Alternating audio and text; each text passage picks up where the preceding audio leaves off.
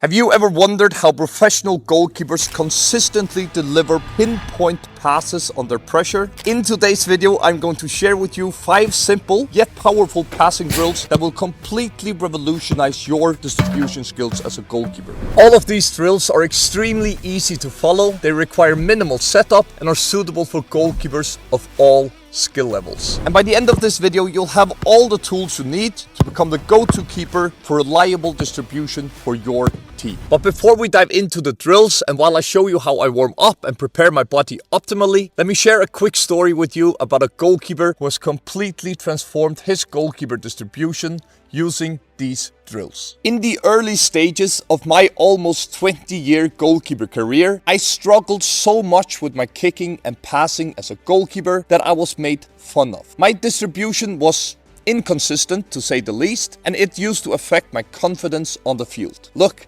I've always been a very talented goalkeeper, especially on the line, but most of the media attention I received was about my poor distribution. And even though my distribution is much better now, the old media attention unfortunately still follows me around. But I didn't improve my distribution until I focused on actually doing something about it. That's when I saw a massive change in my distribution. By consistently practicing passing on my own and kicking the ball, my accuracy and even power have improved dramatically. And today I'm excited to share some of the drills with you so you can experience this transformation earlier in your goalkeeping career than I did.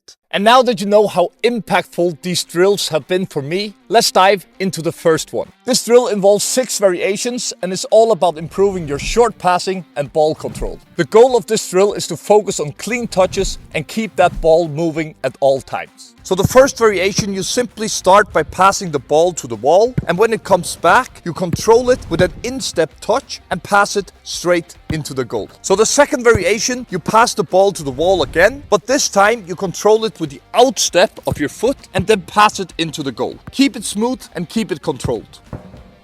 For the third passing variation, you use the opposite foot's instep, in my case my left foot, to drag or touch the ball across your body and then pass it into the goal with your right foot. For the fourth variation, now let's up the challenge a bit. Pass the ball to the wall and without taking a touch, pass it first time into the goal.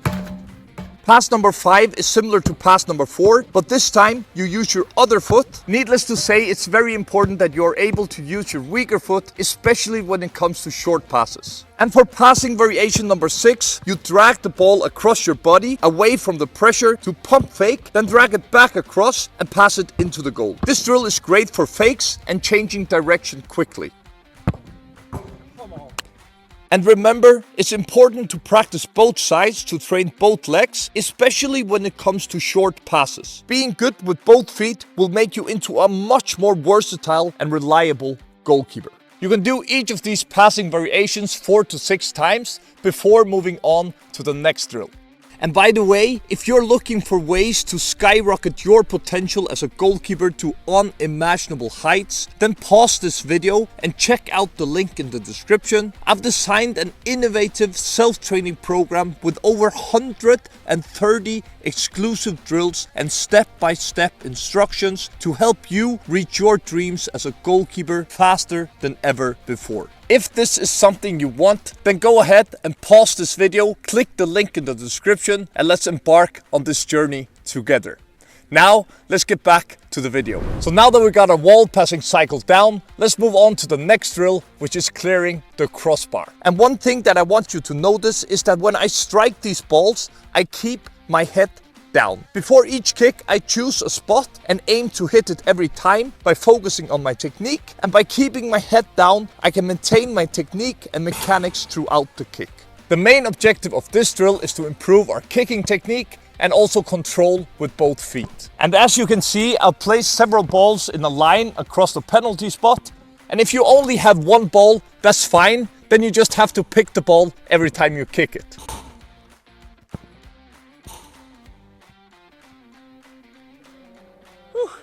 Now I'll gather all the balls and show you how it looks like with my left leg. If you're wondering what that bar sound is, I got a fan watching here who just can't leave me alone. As I said, this drill is designed to work on your weaker foot as well. And don't worry if you can't consistently clear the bar with your weaker foot. Just focus on keeping your head down and lifting up your chest slightly to get that ball up. You can take 8 to 10 kicks from each side to really focus on that technique to get the ball up. But remember, we're focusing on quality, not quantity. Now, let's move on to the third drill. So now that we know how to get the ball up, let's move a bit further up the field. And the aim of this drill is to hit the back of the net consistently. My goal is to hit all of these 8 balls into the back of the net, but let's just see how that goes. I'm about 35, maybe 40 yards away from the goal. You will of course have to find your own distance, a distance that can challenge your kicking accuracy and control without sacrificing your technique. Again, for accuracy, notice how I keep my head down until after I've hit the ball. This helps me follow through with my placement and maintain control. Well, that did not go as planned, but there's only one way to get better, and that's to train more.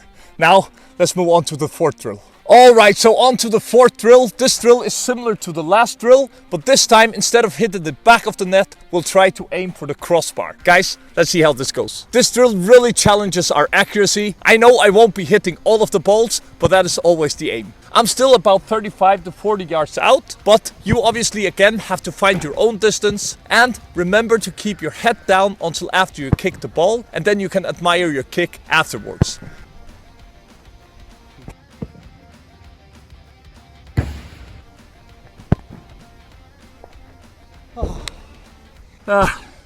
So I only got one, but I'm quite satisfied with the kick. Some were really close. That's what happens. On to the fifth drill. So now that we mastered ball control and kicking technique, let's put all of this together.